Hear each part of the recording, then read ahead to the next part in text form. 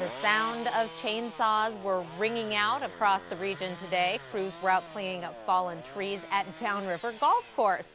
Golfers didn't seem to mind. They just played around the mess. Homeowners in many locations were busy up cleaning debris from their yards as well. Cleaning it up, getting it all hauled off.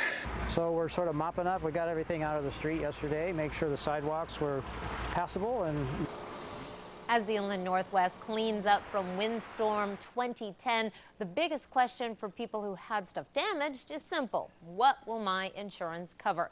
Well, KXLY4's McKay Allen talked to the state insurance commissioner's office today and has some answers. McKay? Well, some of them can be kind of sticky situations. Let's say a tree falls on my house or my car, but then let's say it's a neighbor's tree that falls on my house or my car. Let's say there's no damage. Let's say the tree's just in my yard. Who pays for what? Whose insurance company pays for what? Yeah. I was fortunate that we were watching this go over before it actually fell over, so I had time to warn the neighbors to move all their cars. This tree fell from Lisa Zalapany's yard yesterday. It didn't damage anything, but easily could have. I wasn't sure if it fell on a car or house, if I was responsible. So what do you think? You think if it falls on somebody else's car or house, do you have to pay?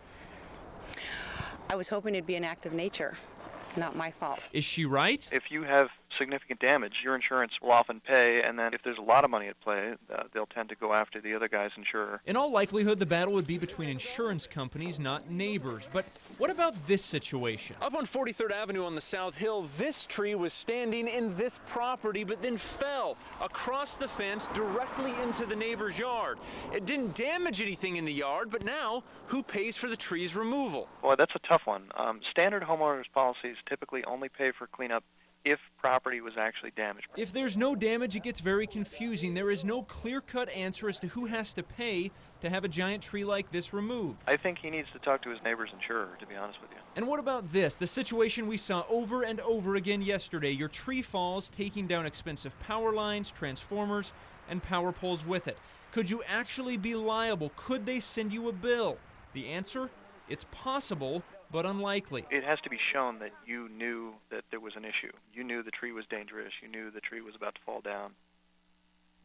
Now, what about cars? If you do not have comprehensive coverage on your vehicle and a tree falls over, whether it's your tree or somebody else's, you will likely not be covered unless you have comprehensive coverage on that vehicle. Reporting live, McKay Allen, KXLY4 HD News.